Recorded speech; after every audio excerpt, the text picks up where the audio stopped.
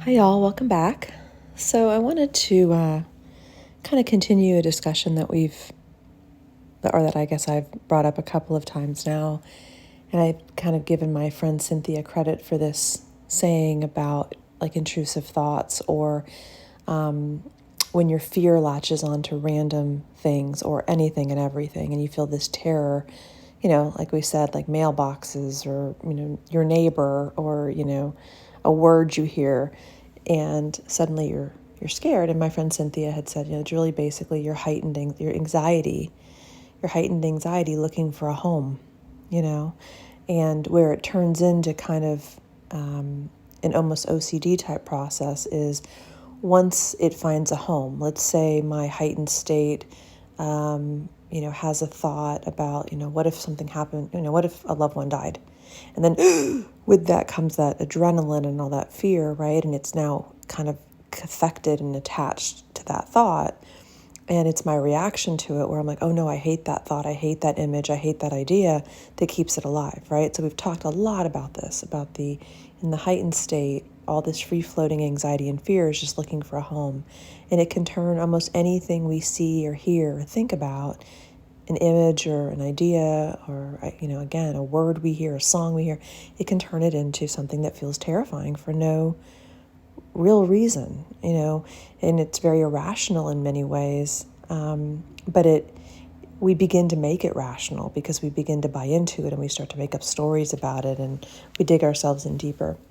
I was talking to Cynthia again a while back, and something else she said in the course of our conversation that really stood out and struck me, and I wanted to talk about it with you guys, was not only do we have this kind of free-floating fear and anxiety and dread, terror that we can attach to just about anything, but the other thing that we really struggle to do in the throes of benzo withdrawal or bind when we're in these heightened states is the idea of being ambivalent or anything being ambiguous. We're not able to do that. We're not able to really be in the gray of things, okay? And if you think about it, most things in life that matter or that are real or are more than one-dimensional, we have some ambivalence about, right? If you tell me to think about third grade, right? Well, most of my memories from third grade might be good, but I might have also had some not so good times during third grade. You asked me to think about my friendship. If I'm really honest, any friendship I have has probably had a moment where it hasn't been perfect. Our relationships are not all puppy dogs and roses and unicorns. So most things in life that are of any real, depth have some ambivalence and ambiguity to them. The difference is that in our life outside of benzo withdrawal, if we haven't been dealing with an emotional dysregulation disorder, or we haven't been dealing with another kind of problem, is that we're able to deal with the ambiguity and the ambivalence, right? And we can, think about, this person that I love also sometimes disappoints me. This person that I love also sometimes misses me. This doesn't get me. This person that I love sometimes really pisses me off, right? And we're able to hopefully, if we're relatively healthy souls, we're able to balance that out, right? And say I'm in a happy relationship, I'm in a healthy friendship, right? Doesn't mean it's perfect. But what happens in this is ambivalence and ambiguity go out the window. And we get stripped down and we're in this kind of like metal on metal phenomenon with ourselves, right? And everything's kind of raw. There's no real buffer. And so again, when we're looking at anything of any complexity, any relationship, any memory in our past, a time in our life that we feel nostalgic about that was 95% good, but 5% not so good, right? In our heightened state, most likely we're going to latch onto that 5% and we're going to create a really big narrative about that. And there's a reason for that, okay? Because, I've talked about this a lot, we have these amygdalas that are on high alert. We're kind of stuck almost, or we visit often these fight, flight, or freeze reactions, right? And this is the part of our brain that, again, like I've said before, is dumb, but it's very loyal. Its only concern is keeping us alive. And we're much more likely to survive if we have a negativity bias, right? So again, if you go back kind of to a time when maybe we were, not in comfy homes with air conditioning and heat and locks on our doors and enough food or water or whatever, but we were fighting for our survival, we needed a negative confirmation bias to keep us alive. If we thought, oh, look at that cute fuzzy tiger coming over the hill towards my family, right? We were probably going to lose our family. But if we thought, no, I'm on guard for that, that's not a cute fuzzy cat. That's a big, scary saber-toothed tiger, and I need to be on alert to be able to protect myself and my family. The negative confirmation bias helped us at those times, but it doesn't help us now. And our amygdala was what was doing it then, and our amygdala is what is doing it now. So, for example,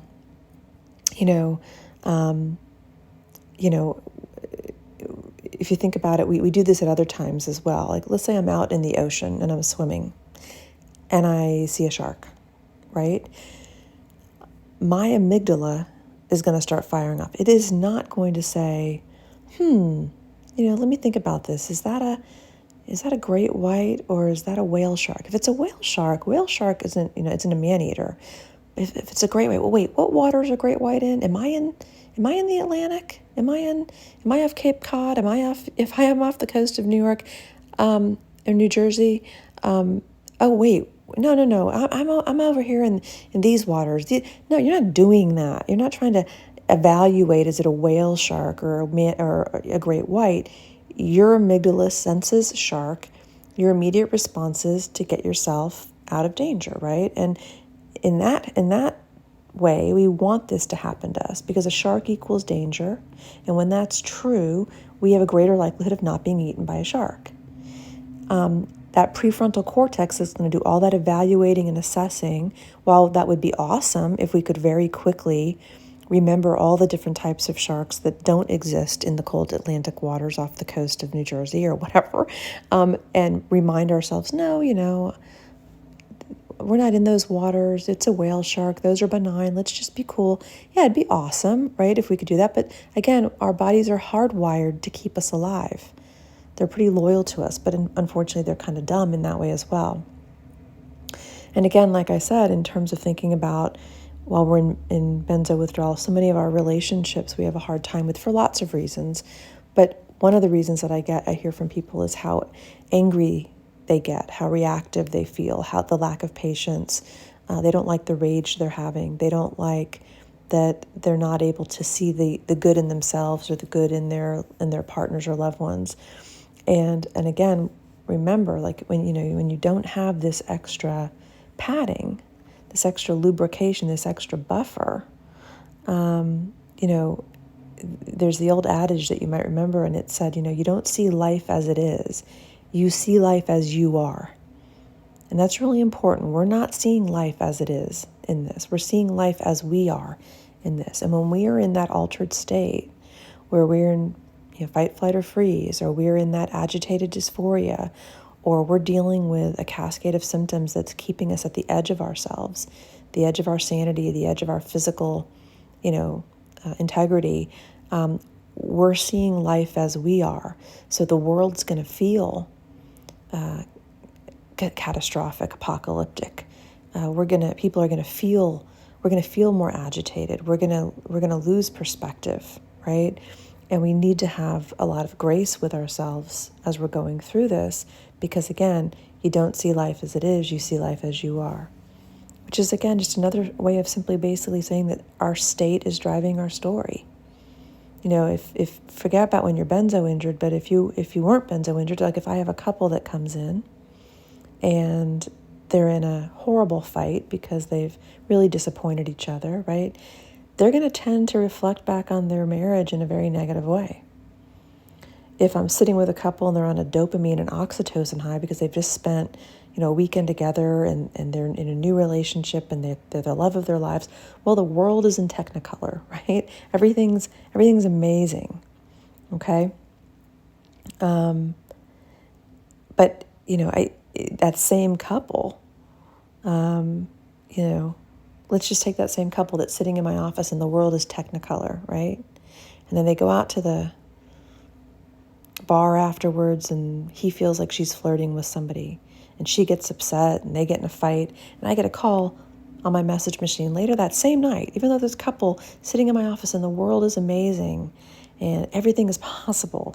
And now, because their relationship has felt threatened or because they're upset with each other and they're angry with each other, all of a sudden the world is dark and dreary and has nothing to offer us.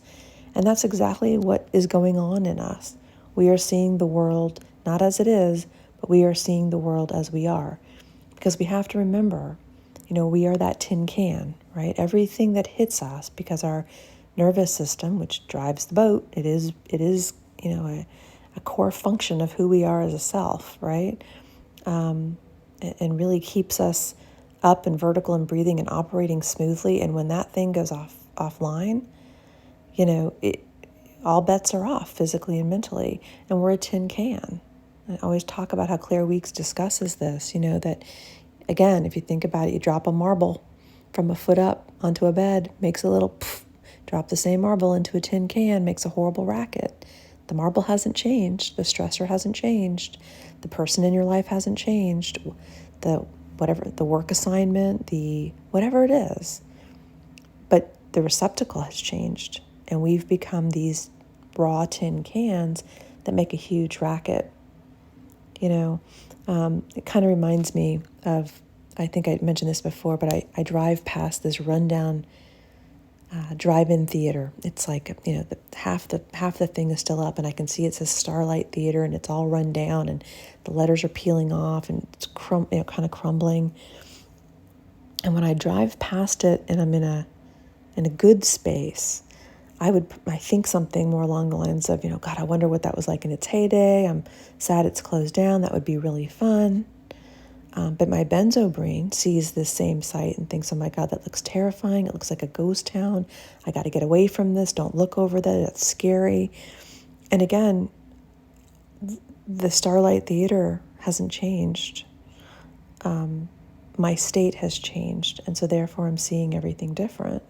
And again, back to my friend's point about, in our conversation about ambivalence and ambiguity in this get collapsed, right? And what I mean by that is, again, we're not we tend to live in the polarity of we're okay or we're not okay.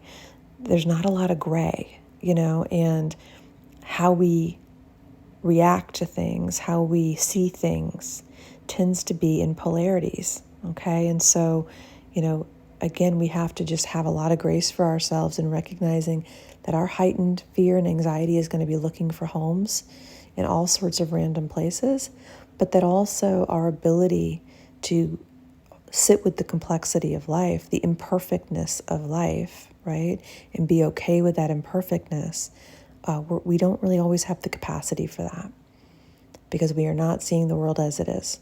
We are seeing the world as we are. And we have to thank our systems in some way, because even though it's on the fritz, even though our brain's glitching out on us, the reality is the system that was designed to keep us from getting eaten or beaten or, whatever, is on overdrive, And so again, we're out there swimming in the waters. And no matter how many times somebody tells us, you're going to be just fine. You're going to get to shore one day. It's going to be amazing. The beach is going to feel better than it ever did. You're totally going to make it. You're not going to drown. Promise, just keep treading water. Just keep, this is what we're told basically while we're in taper, right? But no matter how many times people tell us, when that shark comes at you, it's not a great white. It's just a whale shark. It doesn't matter, right? Because again, we're seeing it as we are. We're seeing it in catastrophic terms. Oh my God, that shark's going to get me. Oh my God, I'm never going to make it to shore. Oh my God, I can't keep treading water. I can't stay here much longer. I'm not going to be able to do this. And what do they mean I'm going to get to shore and it's going to potentially be better than ever? And so we're out there all kind of treading water and thinking worst case scenarios, right? Oftentimes you're reading stories that confirm our biggest fears.